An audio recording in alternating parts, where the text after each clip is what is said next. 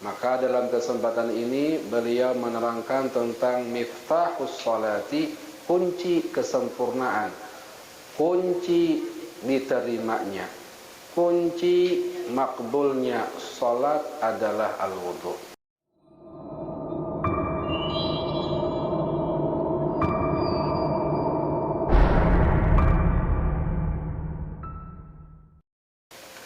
Di dalam wudu terdapat rukun-rukun, dan rukun wudu ada 6. Yang pertama an-niyatu, yaitu niat.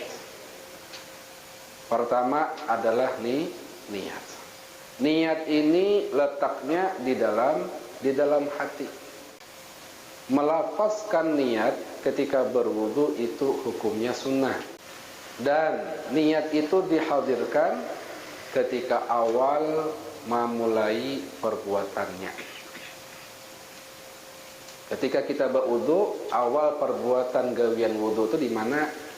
Membasuh muha, iyalah.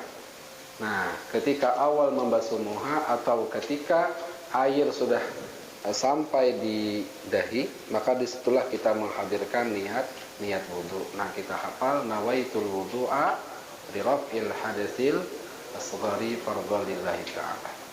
Di dalam hati aja, barang aja bahasa Indonesia kah, bahasa Arab kah, bahasa Dayak kah, bahasa Jawa atau Sunda kah, yang penting niatnya sahajaku berwudu fardu karena Allah Ta'ala. Itu yang ringkasnya.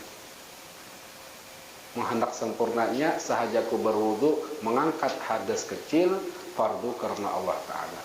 Nang ringkasnya sahajaku berwudu fardu karena Allah Ta'ala. Itu ringkas. Setelah berniat, yang kedua adalah ghuslul wajhi, membasuh muha. Nah, membasuh muha itu disebutkan di sini ada batasan-batasannya. Nah, ada batasan memanjang dari atas ke bawah, ada batasannya dari higa ke higa atau lebarnya. Nah, kalau panjangnya itu ujar beliau dari tempat tumbuhnya rambut. Di dalam kitab yang lain disebutkan dari tempat biasa tumbuhnya rambut. Nah, sampai di bawah dagu bawahnya. Nah, dari higa ke higa, talinga kanan ke talinga kiri. Atau ujar Imam Al-Ghazali, wajah itu adalah apa yang kelihatan ketika kita berhadapan. Itu yang disebut dengan wajah.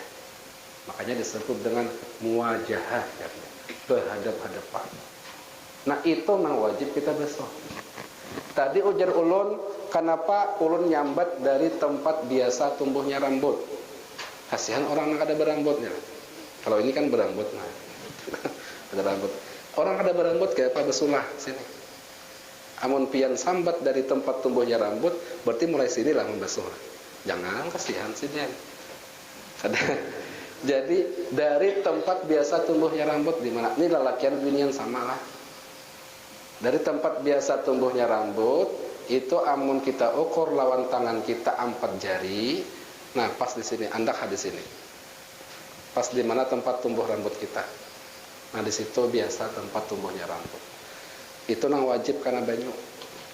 Sampai ke bawah. Ke bawah ini adalah dagu dan bawahnya. Ini khusus di ibu-ibu nang di belakang. Amun sambahyang pian mukanna itu. Nah, jadi amun pian sembahyang mukananya di sini maandap di bawah di gulu sini. Pian kada sah sembahyang. Kenapa? Karena aurat nih masih kelihatan. Jadi ibu-ibu mukananya nang kayak apa? Anak di dagu sini. Nah, di dagu sini. Cok baju iya lah. Kancing. Beciklik kabar aja. Jadi jangan di bawah sini, apalagi di gulu. Nah, ada kok kerudung kita kalau kerudung ibu-ibu biasanya di bawah sini. Nah, itu langsung dipakai sembahyang. Jangan. Ini masih kelihatan aurat pian di sini. Yang di bawah dagu kagulu nih. Nah, itu harus ditutup pakai mukena kita. Nah, ini harus hati-hati kita. Nah itu nang wajib kita basuh. Higa ke higa adalah talinga kanan dan talinga kiri. Nang ngarannya membasuh lain malap ya lah. Ngarannya membasuh itu pakai banyu nang mengalir. Sakira-kira banyu itu ketika kita andak di muha, inya turun ke bawah mengalir. Jangan malap warna, balapai kan ya. Nah ini kada sah wudunya ini. Itu ngarannya lain membasuh, tapi malapai atau malap. Jadi wudu itu harus dibasuh muhanya. Nah ngarannya membasuh itu, maka banyunya itu harus mengalir. Nah. Kemudian yang ketiga, ghuslul yadaini ilal mirfaqaini. Membasuh kedua tangan sampai siku. Jangan sampai sikunya wara. Lebihi pada siku lagi. Karena amun sampai sikunya wara, kada melebihi, belum lagi sempurna. Karena yang masuk di dalam tangan itu adalah siku masuk juga. Siku ini di mana batasnya? Lebihi sedikit supaya masuk siku berataan. Jangan dipas siku-sikunya.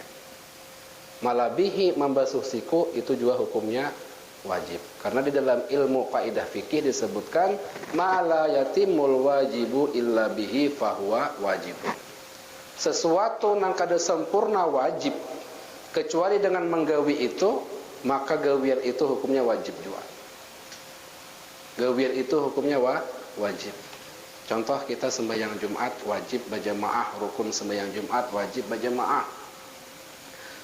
Ada hukumnya berjalan. Berjalan ini kita hukumnya biasa ya, boleh aja. Anak berjalan nak ada silahkan. Anak berjalan ke pasar ke mana boleh. Cuman untuk sembahyang Jumat wajib berjalan hukumnya. Kenapa? Karena mau kada berjalan kada sampai kita ke masjid. Maka hukum berjalan ke masjid hukumnya wajib. Dalam kaidah fikih disebutkan ma la yatimul wajibu illa bihi fahuwa wajib. Wajib juga hukumnya. Membasuh tangan sampai siku-siku. Ar-rabi'u nang keempat mashu syai'in min basyaratir ra'si aw sya'rin fi haddihi. Mengusap sebagian daripada kulit kepala atau rambut di dalam batasan ruang lingkup kepala. Kulit jelas orang yang kada berambut misalnya, besulah kada berambut diusap. Orang yang berambut boleh mengusap rambutnya saja dengan syarat rambut itu masih dalam ruang lingkup kepalanya. Apa arti dalam ruang lingkup kepalanya? Amunnya panjang tuh rambut, itu ujungnya tuh ke mana? Ruang lingkup kepala itu yang ini. Ini biasa nang panjang bibinian misalnya. Rambut nang di ujung sini, ini kada sah dibasuh di sini atau diusap di sini. Kalau kena berwudu, jika ini berwudu pas sampai di kepala, sini aja nang diusap. Ambil banyu, sini usap. Kada sah. Kenapa? Karena ini kada termasuk dalam ruang lingkup kepala. Maka usaplah rambut yang masih dalam ruang lingkup kepala. Itu nang wajibnya sebagian. Kalau hendak berataat bagus lagi. Bakubui pang ustad boleh aja juga. Mau usap aja boleh, bakubui apalagi ya. Kalau paling basah rambut. Al-khamisu nang kalima ghuslur rijlaini ma'al ka'baini, membasuh kedua kaki sampai mata kaki. Dan yang keenam adalah at-tartibu ala hadhil kaifiyah, tertib. Arti tertib itu berurutan dari kita niat membasuh muha sampai nang terakhir. Itu ngarannya tertib. Dianjurkan dan disunnahkan juga di dalam wudu ini banyak nang dianjurkan atau nang disunnahkan. Di antaranya adalah membaca bismillah. Ketika banyu itu sudah kita buka, dipait atau di keran, cuci kedua telapak tangan kita dan ucapkanlah bismillahirrahmanirrahim. Atau bersiwak, kemudian berkumur-kumur, kemudian beristinsyak. Arti istinsyak itu memasukkan air ke hidung, jangan ditalan langsung, keluarkan pulang. Sunnahnya istinsyak, kemudian sunnah lagi istinsar. Apa arti istinsar? Istinsar artinya mengeluarkan air dari hidung. Itu sunnah. Orang yang mengamalkan itu insya Allah kada bahimusan atau kada sarismaan. Tapi bujur-bujur sampai ke sini. Sampai situ masukkan banyu juga. Bagus lagi sebelum sembahyang subuh himbah bangun guring. Kenapa? Karena ujar Nabi, ini tempat syaitan beristirahat atau inya guring. Alwarakan lawan air wudu basuh. Nyaman hidung kita. Kalau membahas panjang lagi itu banyak doa-doanya pulang di sana. Kecuali bagi yang berpuasa jangan. Kalau kebatal kena. Cukup berkumur-kumur. Ada lagi sunnah wudu 3 kali. Kemudian mengusap seluruh kepala. Kemudian memanjangkan basuhan tangan sampai ketiak. Kemudian memanjangkan basuhan kaki sampai lintuhut atau sampai pertengahan antara lutut dan mata kaki. Kenapa? Karena disitulah ujar Nabi, aku akan mengenali umatku pada hari kiamat. Jadi Nabi SAW itu bertungguan karena pada hari kiamat. Banyak orang, tak kumpulan dari zaman Nabi Adam sampai hari kiamat, tak kumpulan orang. Nah, Nabi SAW meminandui umatnya itu adalah bekas cahaya wudu mereka. Bekas cahaya wudu semakin panjang, semakin sempurna kita berwudu, maka cahayanya pun kelak akan sempurna dan akan mudah dikenali oleh baginda Nabi besar Muhammad sallallahu alaihi wasallam. Lagi musim wayah ini musim penghujan dingin, kesempatan kita untuk mendapatkan pahala yang besar. Karena ujar Nabi sallallahu alaihi wasallam, di antara amalan yang ganal pahalanya adalah ismamul wudu inda syiqqah, menyempurnakan wudu ketika dalam keadaan susah, dingin, jalan.